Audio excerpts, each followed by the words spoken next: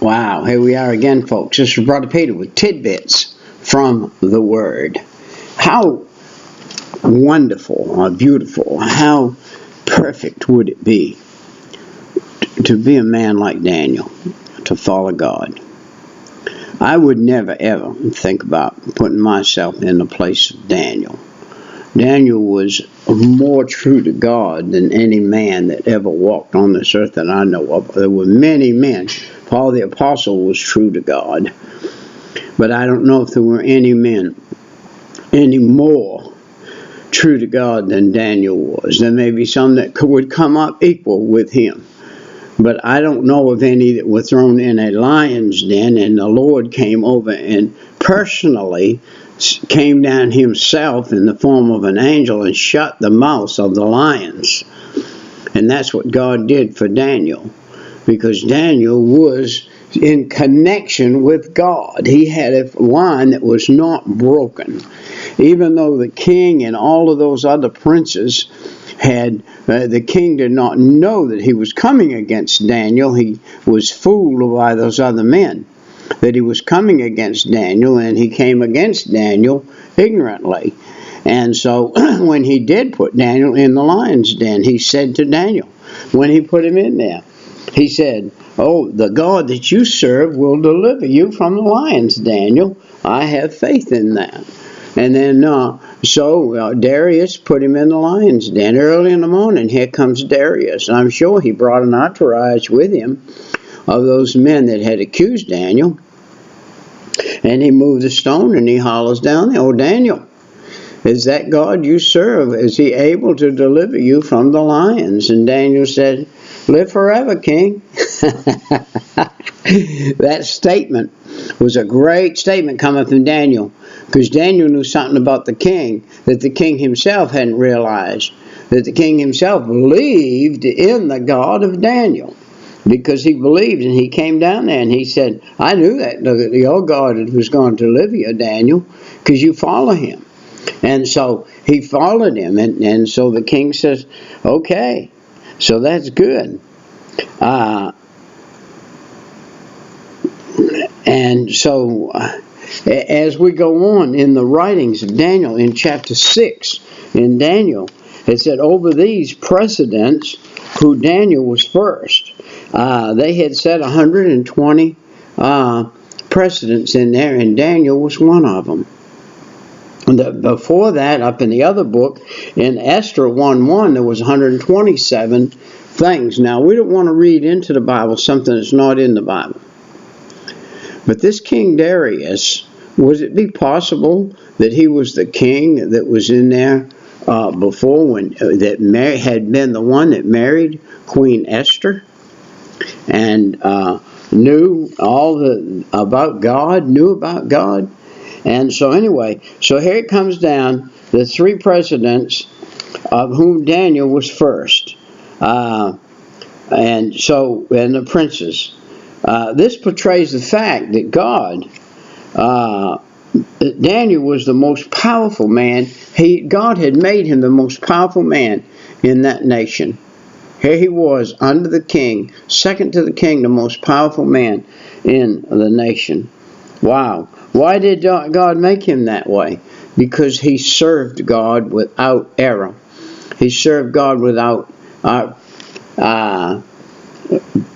being facetious or being hard. He didn't make waves or anything. He just did what he did every day. He went to his bedroom every day, walked out in his bedroom, was probably a second floor bedroom, and there was a window open, and that window was no glass in it like we have today. It was just two shutters, and they were pushed open and hooked open, and he got on his knees, and it was facing Jerusalem. And he prayed to God by that window every day. He didn't care who was watching, who saw him. That's not why he was doing it, so that people would see him. Matter of fact, he may have been down in a hollow somewhere, or up on a hill where no other houses were, and they just spied on him, knowing that he would do it. So then they come to Darius, and they tell him about Daniel praying every day. And so Daniel gets taken up. He said, O king, establish the decree and sign the writing. This was back in chapter 6 and verse 8, where they got the king to sign the writing that for 30 days nobody would bow down to anybody except King Darius, and that was it. So Daniel, then we come over, the king's effort to change that would do no good, because the king had made that decree and put his own stamp on it, and so he couldn't change it. So over in verse 18 it said, Then the king went to his palace and passed the night fasting. Neither were instruments or music brought before him, and his sleep went from him. This is over in verse 16. The king commanded, they brought Daniel, cast him into the lion's den. And now the king spoke and said unto Daniel, Your God, whom you serve continually. Do you serve God continually? Do I serve God continually? That is my question. He is my God. He is my heartbeat. He is what I am. He is inside of me. And if He is, I portray Him on the outside. Do I portray Him like Daniel did? I believe God's delivered me many, many times from a type of a lion's den. And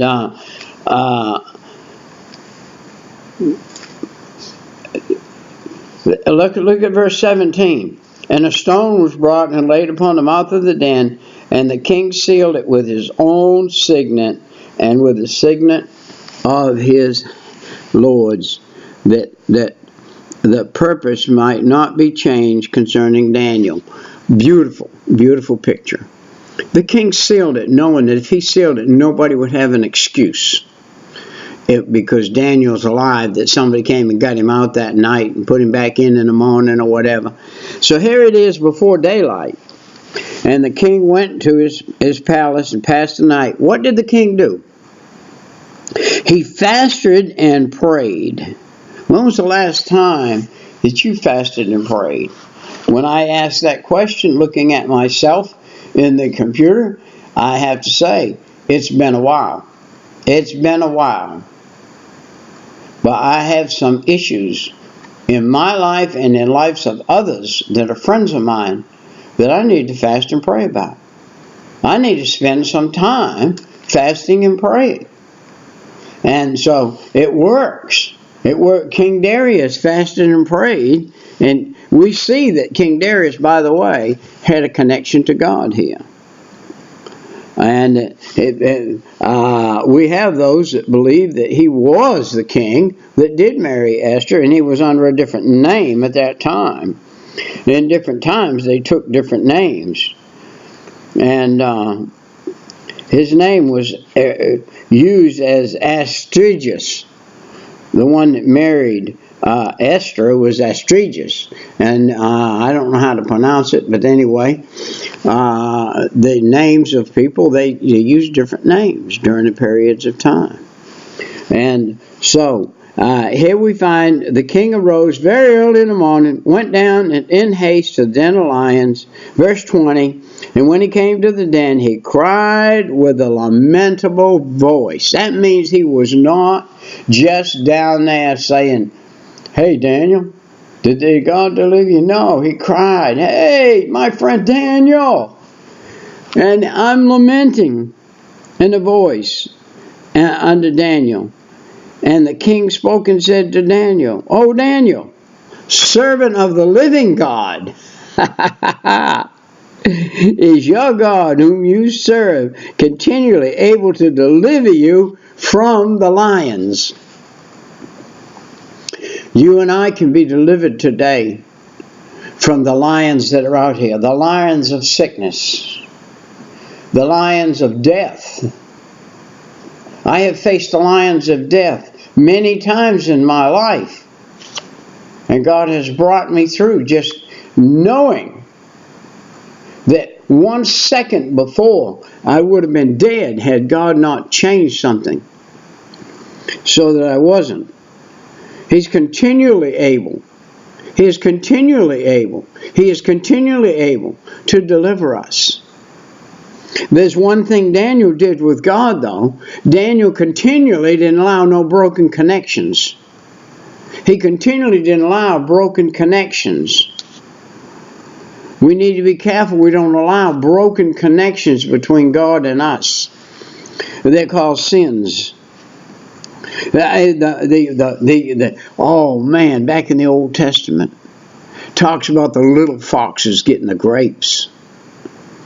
The little bitty foxes, they would come at night and come in underneath the grapevine and reach up there and get all the little small grapes and eat them. And they were stealing the grapes. And you know what the picture of that is? It's the little things in our life will steal the big things if we don't watch it. If it steals the little things while they're little grapes, they won't have a chance to grow to be big grapes. So things in our life won't have a chance to get fully blown or fully grown or fully whatever if we allow the little things to go away. But Daniel didn't allow that. Daniel said unto the king, live forever. Well, the trap was now sprung against those that had made it against Daniel. My God has sent his angel and has shut the mouth of the lions' mouths, that they have not hurt me. Over in the book of Hebrews, in the New Testament, in chapter 11 and verse 33, it's talking about some glorious acts that God did in the Bible. And listen to this one in 11:33, and it says here, who through faith subdued kingdoms. Wow. That kingdom was being subdued by Daniel. That kingdom was. Daniel was the head prince. And remember that God did this with Joseph in Egypt. He worked righteousness. He obtained promises. He stopped the mouth of lions. Now here it is over here recorded in the New Testament by Paul the Apostle that God stopped the mouth of lions from eating Daniel, because that's the place where we find he stopped the mouth of lions. And so Daniel's enemies were destroyed. Then was the king exceedingly glad for Daniel, and it took him up out of the den. So Daniel was taken up out of the den, and no manner of hurt was found on him, because he believed in his God. Because he believed in his God. Wow. And that was, again, that's where we find, because he believed in his God, that God shut the mouth of lions. And we can go over to Hebrews and find out that, hey, here is a statement that is put in the Bible because of a man. If God's writing a new Bible, are you going to be in it? If God's writing a new Bible right now for the 1,000-year reign, and he's writing a Bible for those people in 1,000-year reign about why they are there, and why, because of what we've done here, that they have been able to go into that 1,000-year reign. By the way, those 144,000 Jewish boys that are going to go in to that millennial reign, that 1,000-year reign, that have never known a woman, they may not be born yet. They may be born now. They might just be born right now. And they may be 10, 11, 12 years old before they go in to it, and have never known a woman. They might be boys. But they're God's children. God's chosen. They're God's chosen. And so we don't know anything about all of that so much because it's not told us. But there are mysteries in the Bible that God has, and he's going to use those mysteries. Anyway, the king commanded that they brought these men that had accused Daniel and cast them into the den of lions, and their children and their wives, and the lions mastery of them, and broke their bones into pieces. The lions ate the man, his wife, and his children. Did you know something? These guys were princes. These were princes. They were princes under Daniel. Do you know that us as Christians can do the same thing? As a Christian, you can come against somebody like they came against Daniel, and God can eat your house up. He can put your house in desolation. You must be careful. You're in a church or in a group of people, and this one guy, or two guys, or three guys, or even a lady that is spiritual, that follows God. And some of you others that would like to continue to smoke, and you don't like the fact that that guy chides you about it's not possible to serve two masters. You cannot serve God and mammon. If you're serving the devil, you're not serving God. Yeah, I find it very difficult because of how God delivered me from smoking, how God showed me that if I continued to smoke, He might as well kill me right there, because He was never going to be able to use me as long as I smoked. He could have allowed me to live a lot longer smoking, and allowed me to smoke, and then put me in the hospital with cancer and kill me dead there. But He didn't. He said, you either quit smoking or I will kill you. And I knew it too. I mean, it wouldn't have been cancer either. I'd have just died out, because He wouldn't have been using me. He wasn't going to use me. God used me preaching in the jailhouse 7 years when I first got saved, because I was willing to put down that thing, the very thing, the cigarettes.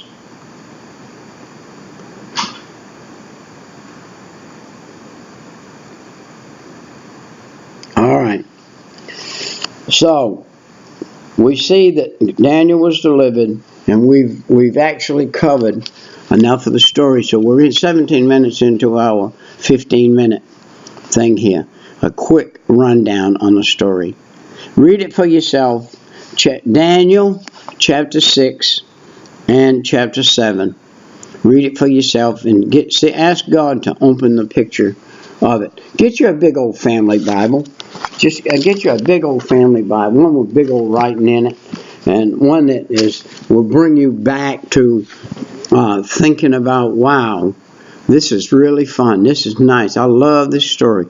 Like back when you read Goldilocks and the Three Bears, or whatever some of the stories you read when you were little. This Bible is real, though. They made those stories when you're little sound real, but they weren't. But this is a real Bible. And the stories in it are almost like the Three Bear stories. I mean, they have a principle. And they all have a principle, and they all have a system and everything.